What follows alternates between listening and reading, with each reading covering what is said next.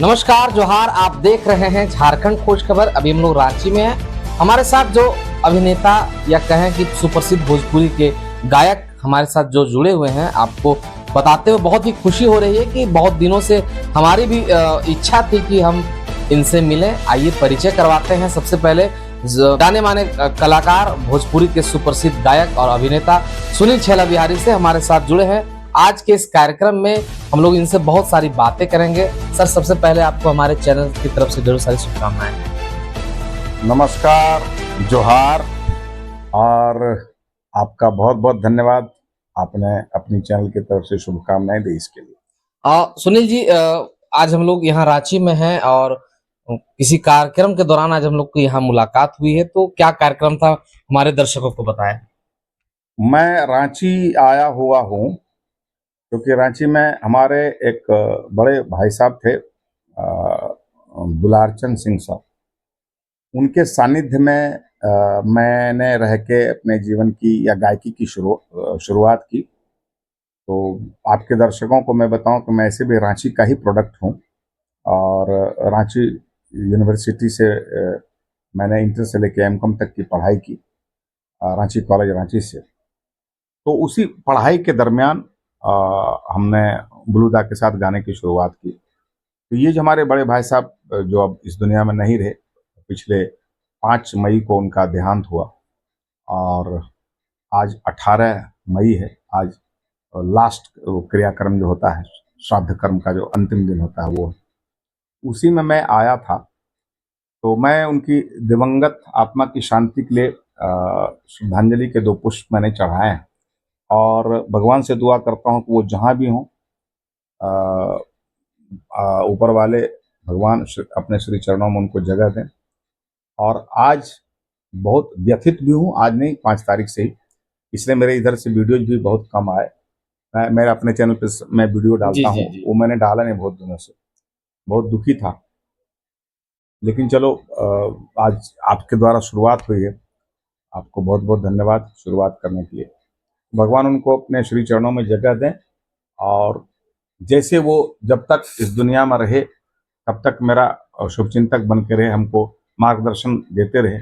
आगे भी वो जहाँ हैं हमको मार्गदर्शन उनका मिलता रहेगा, इसी आशा और विश्वास के साथ।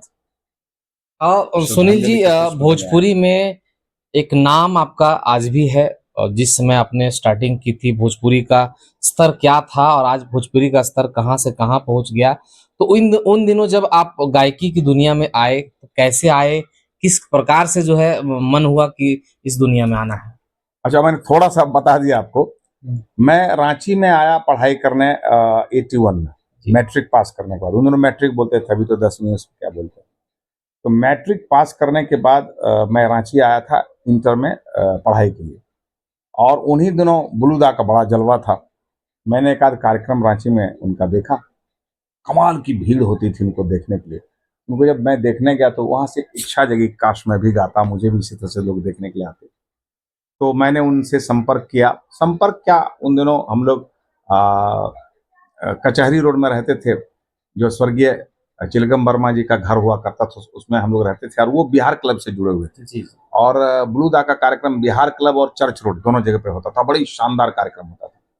तो स्वर्गीय चिलगम वर्मा जी के माध्यम से हम लोग बलूदा से मिले, उनके ग्रुप में हमने ज्वाइन किया, उनके स्टूडियो में हमने रिकॉर्डिंग की शुरुआत की, उनके साथ मैंने गायकी की शुरुआत की। फिर यहाँ एक बहुत पॉपुलर ऑर्केस्ट्रा हुआ करता था, पीसी ऑर्केस्ट्रा। फिर मैंने पीसी ऑर्केस्ट्रा में मैं गाने लग गया और ऐसे ऑर्केस्ट्रा में गाते गाते फिर रिकॉर्डिंग की शुरुआत हुई, टी सीरीज, HMB। और मुझे लगता है कि हिंदुस्तान की जितनी भी अच्छी कंपनियां हैं लगभग मैंने सब में गाया है। कौन सा गाना था जो सबसे पहले आपका वायरल हुआ था, लोगों का प्यार मिला? सबसे पहले हमारी रिकॉर्डिंग हुई, एक एल्बम था जिसका नाम था हम हैं छैला बिहारी जी। बलूदा के यहाँ जो मैंने एक एल्बम गाया था, वो चूंकि ऐसे ही उस टाइम में मेरे में भी इतनी मैच्योरिटी नहीं थी, बलूदा के यहाँ एक एल्बम गा दिया जिसका नाम मैंने रखा था डिस्को लोक भजन। लेकिन उसको मैंने मार्केट में नहीं डाला क्योंकि उन दिनों उतनी समझ थी नहीं। तो लेकिन वो एल्बम जो मैंने उनके यहाँ बलूदा के यहाँ गया, वो मैं लेके टी सीरीज में गया। अच्छा। टी सीरीज वालों ने बहुत प्यार से, बहुत इंटरेस्ट लेकर उसको सुना फिर टी सीरीज ने मतलब थोड़ा उन दोनों को, उन लोगों को ना साफ सुथरा गाना नहीं चाहिए, थोड़ा चाहिए। उन दोनों बालेश्वर जी का मार्केट गर्म था, शारदा जी का भी था, लेकिन शारदा जी जी का बाद में, बालेश्वर जी का पहले से था। तो उन लोगों को थोड़ा सा वो चाहते थे मैंने अश्लीलता की तरफ। मैंने कहा कि नहीं, मैं थोड़ा एक हद तक तो मैंने किया, बाद में जो और चाहिए मैं कहा नहीं, मैं नहीं गाऊंगा। तो मैं वहाँ किसी ने मुझे एक सोनोटोन कंपनी का एड्रेस दिया, मैं सोनोटोन कंपनी में चला गया, दिल्ली की कंपनी। सोनोटोन में जब मैंने मैटर सुना, उनको मेरा मैटर बहुत पसंद आया और मैंने बड़े साफ सुथरे गाने गाए। हम हैं छैला बिहारी जी जी एल्बम का जी। नाम था। उसका गाना था, कोई समझे हम का बंगाली, कोई समझे हम का पंजाबी, ना हम बंगाली भैया ना हम पंजाबी, ना हम पंजाबी पुत्र हो जी, अरे हम हैं छैला बिहारी बबुआ, हम हैं छैला बिहारी, अहोय हम हैं छैला बिहारी बबुआ, हम हैं छैला बिहारी। तो अब ये गाना, राह चलत जे बंगाली मिलत, हमका से ए भैया चटू पूछत, তুমি কোথায় যাচ্ছো, তুমি কোথায় যাচ্ছো, তোমার বাড়ি কোথায়, তোমার ভালো নাম কি, हम तो पूछो ना बूझे पहले ही, फिर भी कोई समझे हमका बंगाली। इस तरह से मैंने बंगला भी गाया, पंजाबी भी गाया, उसमें हरियाणवी राजस्थानी सब मिक्स करके मैंने गाया।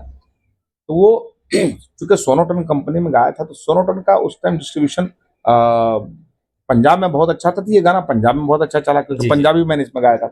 उसका रांची में चूंकि मैं रहता था, तो रांची के डीलरों से जब मैंने संपर्क किया, तो रांची में वो एल्बम मंगाया, तो रांची में भी बहुत अच्छा चला।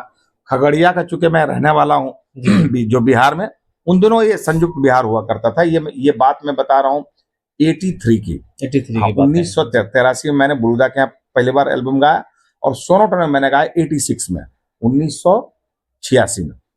तो संयुक्त बिहार हुआ करता था उन दिनों, तो इसलिए मैंने गाया हमें छैला बिहारी। मतलब मैं हूँ रियल झारखंडी, क्योंकि झारखंड से हमारी शिक्षा दीक्षा हुई है और यहीं से मैंने गाने की जी शुरुआत जी की। जी तो मैं हूँ झारखंडी, लेकिन चूंकि उन दोनों झारखंड भी बिहार में ही था, जी, संयुक्त इसलिए बिहार मैंने में नाम पहुंचा। लगाया हम हैं छैला बिहारी। और म्यूजिक डायरेक्टर को मेरा गाना इतना अच्छा लगा, वो बोलते हैं बिहारी सुनी जरा। तो फिर बाद में जब रिकॉर्डिंग हुई, तो उन्होंने पूछा तेरा नाम क्या है। मैंने कहा आप बिहारी कहते हैं तो बिहारी रहने दीजिए।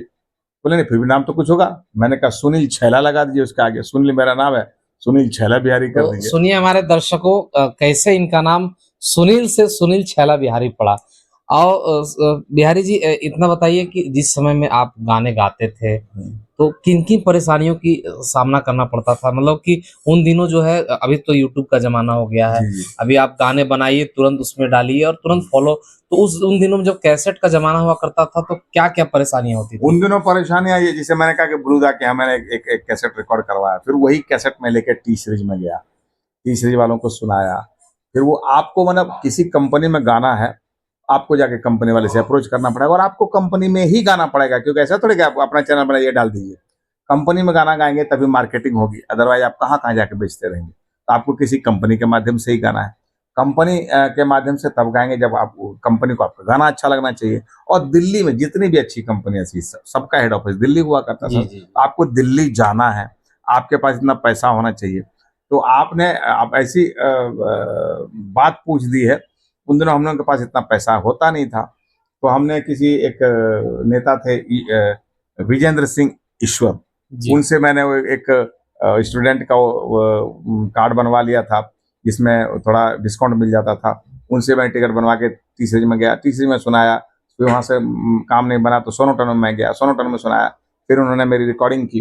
तो यही सबसे ज़्यादा परेशानी ये थी कि आपको कंपनी के दरवाजे दरवाजे धक्के खाने हैं, कंपनी को गाना सुनाना है, उनको आपका गाना अच्छा लगेगा तो आपकी रिकॉर्डिंग होगी, अन्यथा आप बैठे रहिए। ये सब ज़्यादा परेशानी थी, जो आज नहीं है। लेकिन आज कंपटीशन बहुत ज़्यादा है, जी जी। हमारे समय इतना कंपटीशन नहीं था। तो उन दिनों की अगर बातें करें, हमारे जितने भी झारखंड खोज खबर के दर्शक हैं, वो दिनों का जो संघर्ष रहा है, उसका आज परिणाम भी आपको देखने को मिलेगा कि पूरे भोजपुरी के बढ़ने में इनका बहुत बड़ा योगदान रहा है। जिस समय भोजपुरी को सुनने के लिए लोग सोचते होंगे कि कोई एक भाषा होगी, और वही भोजपुरी आज जो है पूरे विश्व में सुना जाता है, तो कहीं ना कहीं आपके बाद भी बहुत सारे ऐसे कलाकार आए जिन्होंने अपना योगदान दिया। तो